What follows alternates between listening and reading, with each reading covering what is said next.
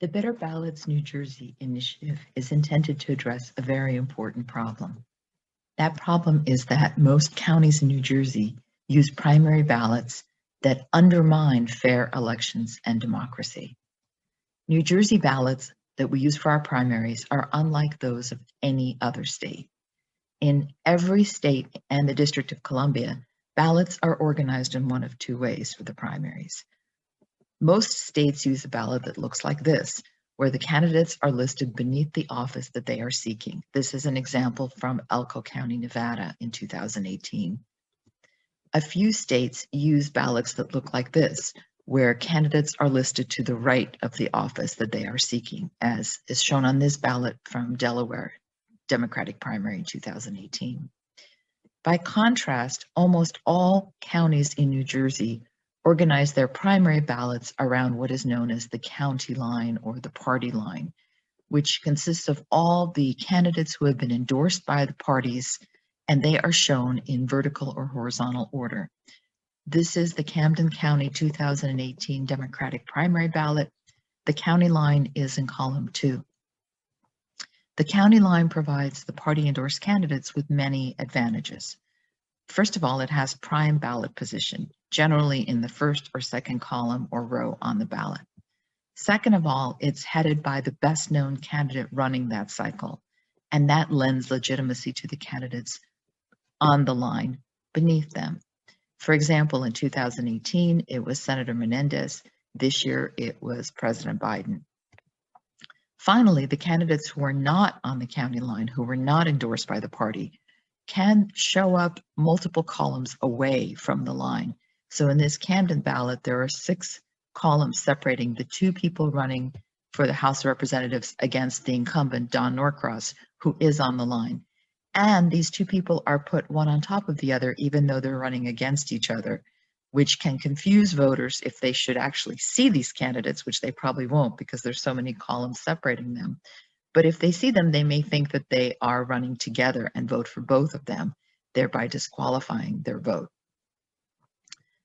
The ballot design used by most New Jersey counties with the county line violates multiple rules of what we know to be good ballot design. The Brennan Center at NYU has done tremendous amount of work in this area of what good ballots should look like, and they have put out many publications. Whitney Quisenberry writes both with the Brennan Center and has a consulting firm of her own called the Center for Civic Design, where she advises states and municipalities on how to design good ballots. Here are the rules that the Brennan Center and Whitney Quisenberry have put forward that we routinely violate with our primary ballots. Rule number 1, do not split candidates for the same office onto different columns. As the Brennan Center report points out, when candidates for the same office are listed in multiple columns, voters have a harder time seeing the boundaries of that contest. And so they might think that people in a different column are actually running for a different office. And Whitney Quisenberry goes further. She says, never, ever split a contest across multiple columns or pages. Again, because you confuse voters. New Jersey ballots that use a county line structure routinely split candidates running for the same office into different columns or rows, and frequently place additional blank columns or rows between the candidates on the county line and everybody else. Obviously, you see this in the Camden County ballot that we saw earlier, but it's not unique to that ballot. So here is the 2020 Democratic primary ballot for Cumberland County. As you can see, there are columns separating the endorsed candidates on the line from everybody else. And that's true for the House of Representatives race, for the Board of Freeholders race, and even for Township Committee. Here is Monmouth County's 2020 Democratic primary ballot with multiple columns between the endorsed candidate for the House of Representatives and the other candidates for the House of Representatives. Rule number 2, make contest boundaries easy to see. Here's some examples of what that looks like. In a machine ballot, contest boundaries should involve seeing one contest at a time. So here is a clear machine ballot. You've got the contest title, which is Lieutenant Governor, and the candidates are clearly shown below that. So the voter is concentrating on one race, and he or she can see who the candidates are and what the position is. For a paper ballot, clear contest boundaries would be the ballot we've seen from Elko, Nevada, where you have the title, the position that people are running for, and beneath that, all the candidates clearly listed, and there's clear demarcation between each race, so the voter knows exactly who they're voting for. Unlike those clear contest boundary ballots, in New Jersey, the ballots with county lines are very difficult to differentiate in terms of where the contest boundaries are. So voters cannot tell which candidates are running for each office. We stack the various positions the candidates are running for, one on top of each other or one next to each other, making it difficult to differentiate between them. And that blurs the contest boundaries. And of course, candidates for the same office are shown in different columns or rows, which further blurs contest boundaries. Here is the Middlesex County 2017 Democratic primary ballot. Can you tell who's running for governor, where the contest boundaries are? As it turns out, there are 5 candidates for governor on the first row and inexplicably a 6th one beneath them. What are the contest boundaries in this 2020 Democratic primary ballot for Mercer County for the House of Representatives? Can you tell who's running for that race? Well, it's 3 people, but 2 of them are in column A and 1 of them is in column B. Again, there's no real logic to that, and it's very confusing to voters. How about this 2020 Union County Democratic primary ballot? Who's running for the House of Representatives here? Well, we've got Don Payne, the incumbent, who's on the county line, and then 2 columns over, there are 2 additional candidates. Again, very confusing. Can you tell how many candidates you should vote for the U.S. House of Representatives on this ballot? The instructions are quite small, the ballot is very busy, and the contest boundaries are murky. As a result, 1/3 of all the Mercer County voters who voted on that ballot had their congressional vote thrown out because they ended up voting for 2 candidates. There were 2 people in column A and 1 candidate for Congress in column B. And so people voted, 1/3 of the people voted for both of them. That's partly because they are conditioned to vote for everyone on the county line, partly because the ballot is so confusing with unclear contest boundaries, and partly because the instructions are so small and difficult to see. So voters selected both candidates, disqualifying their vote for the U.S. House of Representatives. Unlike Florida's 2000 butterfly ballot, bad design is not an accident for our county line ballots. It's quite intentional to encourage people to vote the line. Appearing on the county line provides candidates with a substantial advantage. If we look at the 2020 primaries, there were multiple contests in which different candidates were awarded the county line in different counties within the same congressional district. 4 such contests to be specific. And those 4 contests had a 35 percentage point average margin between appearing on the county line versus having your opponent on the county line. Let me share just one example. In the 3rd Congressional District Republican primary, there were 2 candidates and 2 counties. Kate Gibbs had the county line in Burlington County, and David Richter had the county line in Ocean County. They each won the county where they were on the county line. For Kate Gibbs, having the county line in Burlington was worth 56 percentage points, whereas having David Richter on the county line in Ocean meant that she only got 22% of the vote, for a difference of 34 percentage points. For David Richter, being on the county line in Ocean netted him 78% of the vote versus only 43% in Burlington County when Kate Gibbs was on the line, for a difference of 35 percentage points. And this was not the largest margin that I saw in those 4 races. The problem, of course, is all of this undermines fair elections and democracy.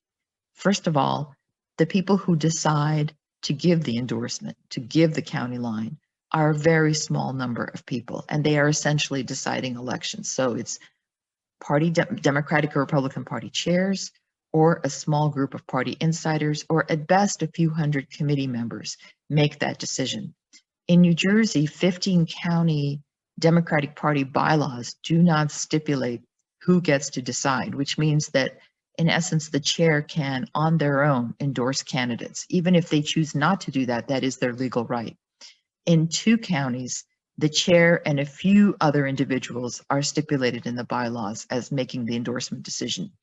Only in 4 out of 21 counties do the Democratic Party bylaws indicate that there must be a county committee, and not all 4 of those are binding in terms of who the county committee endorses. So you have essentially just a few people making that decision, and even in the counties where there's a county committee vote, again, it's just a few hundred people who are deciding who's going to win an election, who's going to win the primary. Candidates are not ignorant to this. They are aware that it's a small number of individuals who decide whether they will get the nomination. And so they become beholden to those few individuals, such as the party chairs or a few party insiders in the county, not to the voters. And we had a great example of that a few months ago when the Hudson County freeholders voted 6-3 to renew an ICE contract, despite the fact that they had more than 10 hours, actually, this article understates it, of public opposition, where 200 people came to the meeting and spoke out against it. Not a single person who spoke supported extending the ICE contract, and yet the freeholders voted overwhelmingly to extend it. And the reason for this, at least in part, is that the executive of Hudson County wanted this contract extended, and the county Democratic Party chair is that executive's daughter. And so the freeholders knew very well that if they voted against extending the contract, they would be angering the person who determines whether they get the line for re-election. One of the freeholders who voted against the extension actually said that he had voted against it previously and had paid the ultimate political price by being thrown off the Democratic Party line. And he chose not to run for re-election because he knew that he would have no chance of winning without the county line.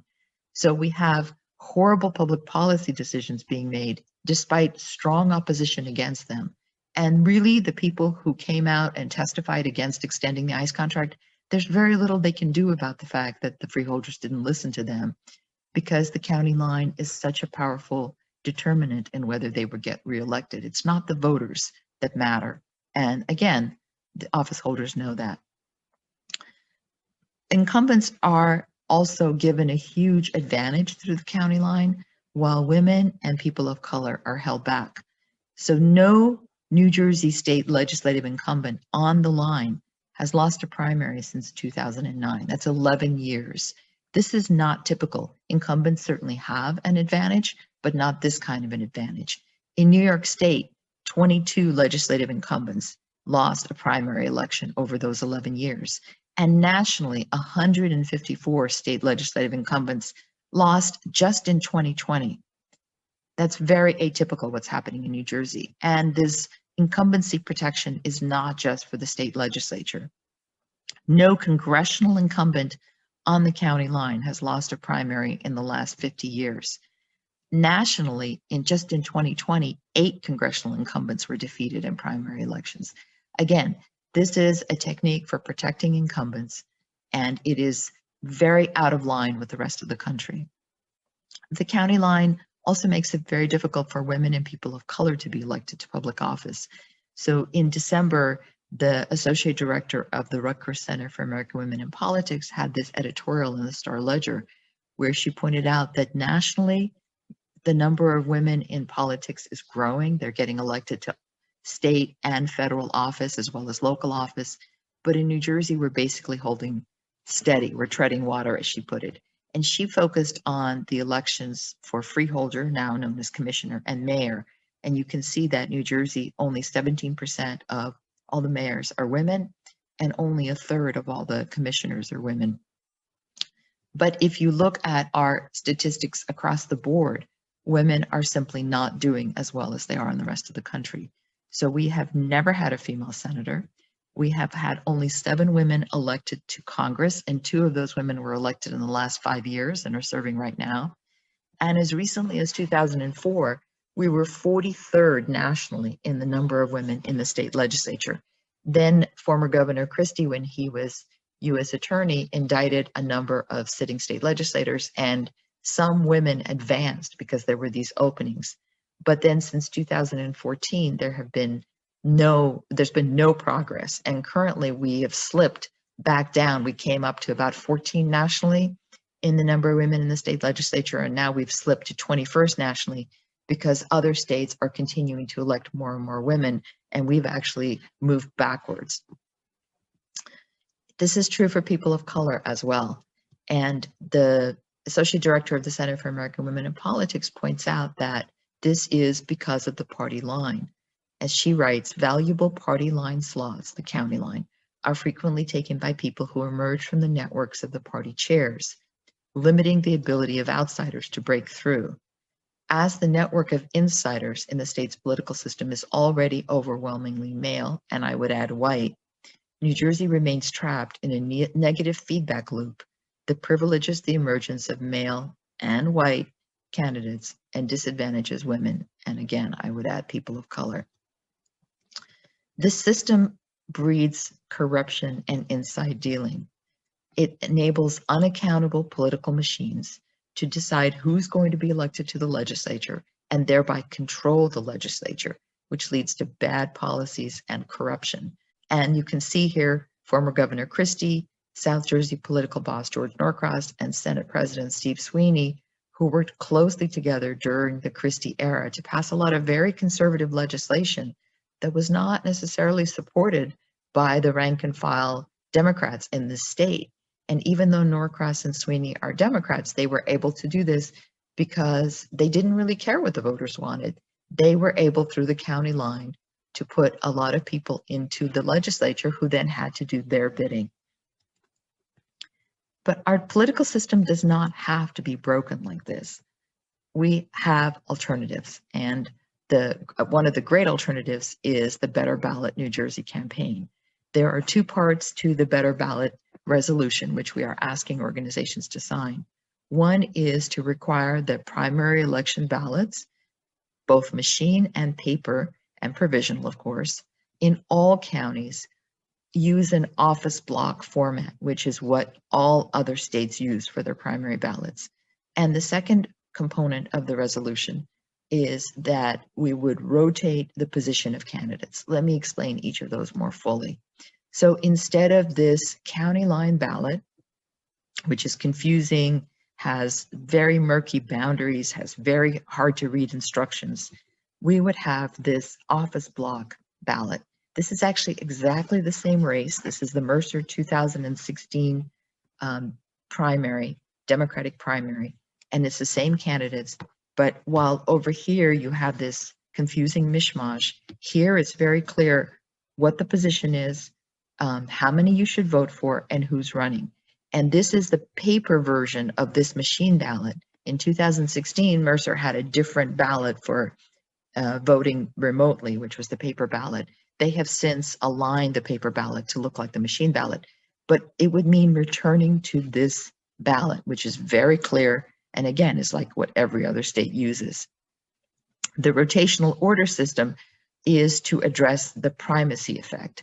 The primacy effect provides an advantage to candidates who are listed first on the ballot, and it's particularly strong when there are many candidates, when no incumbents are running, and when party affiliation is not listed, which is the case in primaries. There is only one party on the ballot. And finally, when races are minimally publicized. So many states have already adopted this rotational idea, which is that ballots are rotated through precincts so that every candidate has an equal chance of showing up first, second, third, however many candidates there are.